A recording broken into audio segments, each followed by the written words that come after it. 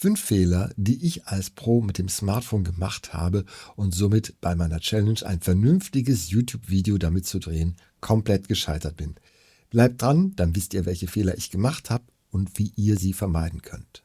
Fehler Nummer 1 nenne ich die Lichtverhältnisse falsch einschätzen. Das Smartphone macht in der Regel ja alles automatisch, wir müssen uns gar nicht um viel kümmern, aber es hat eben durchaus in verschiedenen Lichtverhältnissen extreme Probleme. Wenn die Sonne voll knallt, wie bei mir beim Dreh am Strand, dann kommt die Blende des Smartphones nicht mehr hinterher. Das heißt, Teile des Himmels sind einfach ausgefranst, ausgerissen und das Gesicht zum Teil auch. Es ist völlig überbelichtet und lässt sich auch nachher im Schnitt nicht mehr korrigieren bei der Farbkorrektur. Zu dunkel. Das Smartphone mag durch seinen kleinen Sensor nicht wirklich die Dunkelheit. Gerade wenn ihr in der Nacht dreht, gerade wenn ihr auch mit der Selfie-Cam dreht, dann werdet ihr merken, das Bild ist verrauscht und es sieht nicht wirklich schön aus. Auch hier ein kurzes Beispielbild. Zu kontrastreich. Was bedeutet das? Das bedeutet beispielsweise, ich habe jetzt den Raum so eingeleuchtet, dass ich hier auf der Seite ein bisschen mehr Schatten habe, dass ich hier ein bisschen mehr Licht habe, so dass mein Gesicht Kontur bekommt. Das Smartphone kann mit dieser Belichtung nicht viel anfangen. Ich zeige euch das mal. Also, das ist jetzt im Prinzip das Bild, was auch die Kamera aufzeichnet. Es ist ein bisschen näher dran. Und ihr werdet sehen, dass das zum Beispiel auf dem Smartphone oder mit dem Smartphone nicht wirklich schön aussieht.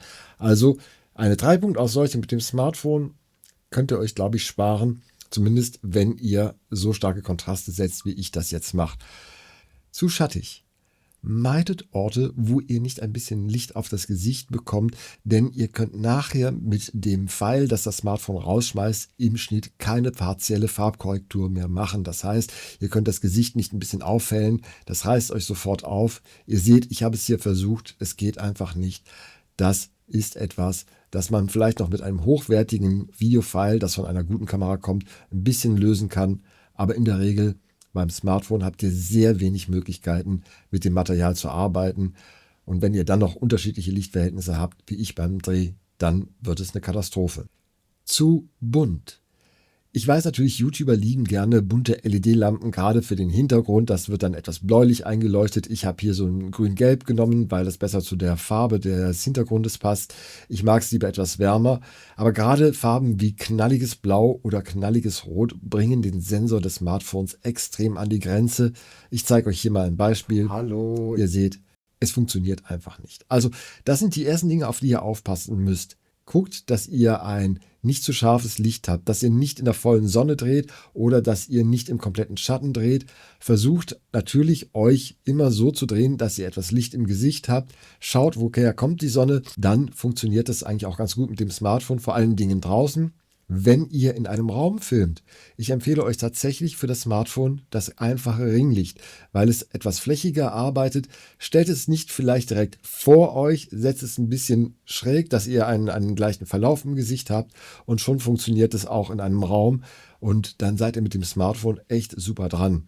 Der zweite Fehler, ich habe die Mikrofone des Smartphones falsch eingeschätzt. Der Hersteller wirbt zwar damit, dass er die Stimme etwas isolieren kann, dass Geräusche aus dem Hintergrund rausgefiltert werden können. Letztendlich funktioniert das aber nicht besonders gut. Das heißt, wenn ihr also mit dem Smartphone zum Beispiel in der Stadt dreht, wo viele Leute unterwegs sind, wo ihr viele Nebengeräusche habt, wo ihr Verkehr habt, dann werdet ihr es schwer haben, da eure Stimme noch herauszufiltern. Oder wenn ihr zum Beispiel unterwegs seid, wie ich am Meer und ihr dreht ohne Mikrofon, also zusätzliches Mikrofon am Strand und der Wind bläst, ihr werdet nichts verstehen. Was erwartet euch in den nächsten Folgen meines Kanals und warum zur Hölle ist der Ton jetzt so schlecht? Zweitens, die Kamera hat in der Regel ein Mikrofon, das nach vorne gerichtet ist, also auf euch gerichtet ist. Smartphones besitzen mehrere Mikrofone, die tatsächlich den Raum abbilden. Ich will nicht sagen Dolby Surround, aber das heißt auch, das gesamte Umgebungsfeld wird aufgenommen.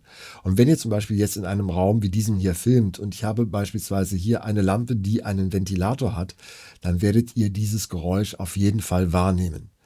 Das gilt aber auch für alle anderen Geräusche, wenn ihr zum Beispiel den Computer laufen habt oder wenn ihr irgendwo filmt, wo eine Klimaanlage läuft, dann werdet ihr den Ton verdammt laut hören und den kriegt ihr nachher nicht mehr raus.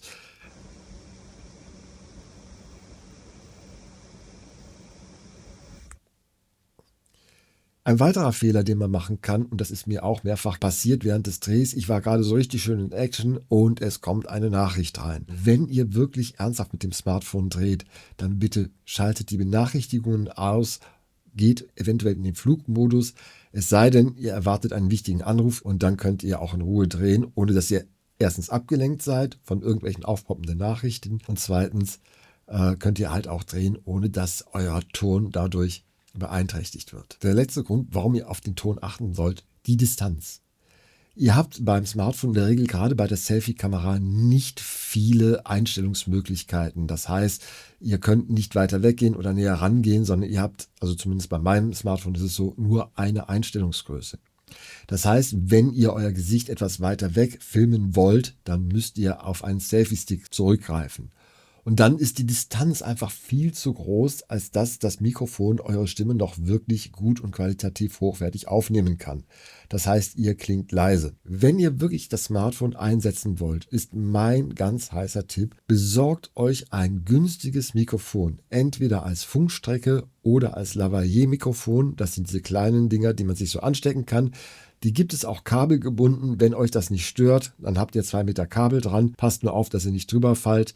Und ihr habt etwas mehr Möglichkeiten auch mit dem Smartphone für einen guten Ton zu sorgen. Halt, bevor ich weitermache, bitte liked das Video, abonniert den Kanal, drückt das Glöckchen. Das hilft mir weiter. Vielleicht schaffe ich ja doch noch die Challenge, irgendwie auf 1000 Abonnenten innerhalb eines Jahres zu kommen. Ich weiß, ich habe da die Latte sehr hoch gehängt, aber vielleicht schaffen wir es ja doch noch. Es würde mich sehr freuen. Fehler Nummer 3. Das hat etwas damit zu tun, was ich eben schon gesagt habe. Ihr habt bei der Selfie-Kamera beim Smartphone in der Regel relativ wenig Einstellungsmöglichkeiten.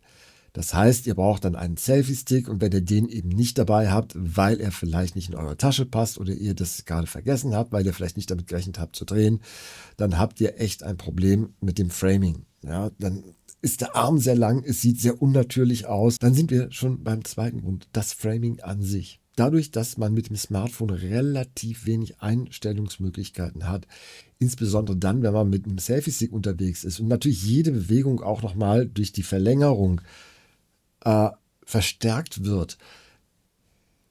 Ihr seid so fokussiert auf den Winkel, also mir ist das so gegangen, ich war so fokussiert darauf, das Smartphone richtig zu halten, dass ich einfach gar nicht mehr darauf aufpassen konnte, wie das Framing aussieht, wie im Prinzip mein Gesicht im Bild war.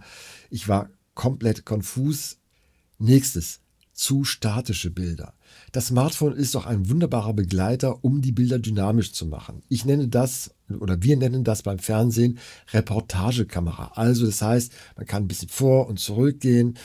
Ich zeige euch das mal hier. So, die Kamera ist jetzt ein bisschen... Das heißt, ihr bekommt durch die Bewegung des Smartphones auch eigentlich eine Bewegung ins Bild, die ihr ansonsten vielleicht nicht hättet. Wenn ihr auf dem Stativ arbeitet, ist es so wie jetzt. Die Kamera ist zwar sehr ruhig, aber ihr habt keine Dynamik im Bild. Und wenn ihr gerade draußen dreht, wenn ihr so ein bisschen Action macht, dann wollt ihr doch Blair Witch-Style haben, ein bisschen Dynamik haben. Dynamik ist schön, aber übertreibt es bitte nicht. Denn der Bildstabilisator gerät an die Grenzen, dann habt ihr so ein Wobbling, das heißt, das Bild verzerrt sich, weil eben ja der Sensor mit der Linse arbeitet oder natürlich auch der optische Eindruck für den Zuschauer. Eine gewisse Bewegung kann spannend sein, aber wenn ich nichts mehr erkennen kann, wenn es zu verwackelt ist, wenn es zu wild durcheinander ist, das kann man vielleicht mal als Stilmittel einsetzen, aber wenn man das dauerhaft macht, dann ist es einfach nicht zu ertragen. Das ist mir natürlich beim Dreh auch passiert. Fehler Nummer 4, und den habe ich mir wirklich selber zuzuschreiben. Das Smartphone ist wahnsinnig komfortabel. Wir haben es ja ständig in der Tasche und hey, das verleitet natürlich dazu, einfach mal spontan unvorbereitet zu drehen. Und das ist natürlich richtig, richtig schlecht, wenn man nicht genau weiß, was man sagen möchte. Wenn man einfach sagt, komm, ich habe da so eine Idee und lass uns das mal drehen und dann kommt sowas dabei raus. Also, worauf könnt ihr euch jetzt auf meinem Kanal erfreuen?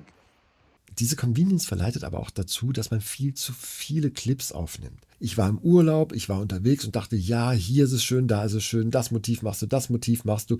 Ohne Sinn und Verstand, der Speicher wurde immer voller und vor allen Dingen, es wurde immer unübersichtlicher.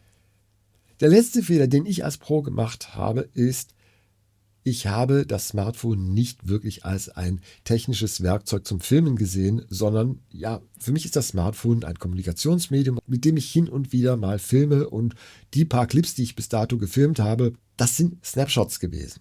Und so bin ich letztendlich auch ein Stück weit und auch meine Kamerafrau ein Stück weit an diesen Dreh rangegangen.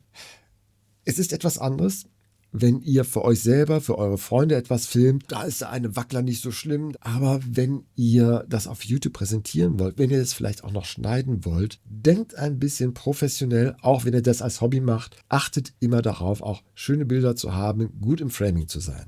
Und der letzte Grund, warum ich gescheitert bin: Ich habe mich viel zu sehr auf die KI des Smartphones verlassen. Ich habe gedacht, na ja, das Smartphone, das kann das schon regeln, das erkennt mein Gesicht, da macht es das Gesicht ein bisschen heller und vielleicht den Hintergrund etwas dunkler. Also diese partielle Farbkorrektur, von der ich eben gesprochen habe, das kann das Smartphone ja. Und auf dem Monitor sehen manche Dinge wirklich toll aus, und wenn ihr dann ins Schnittprogramm geht oder es auf dem Computer euch anschaut, dann kriegt ihr einen Herzinfarkt, weil es wirklich ganz furchtbar aussieht. Also kurzum, verlasst euch bitte nicht auf die Automatikeinstellungen, auf die KI, sondern berücksichtigt die Tipps, die ich euch am Anfang gegeben habe.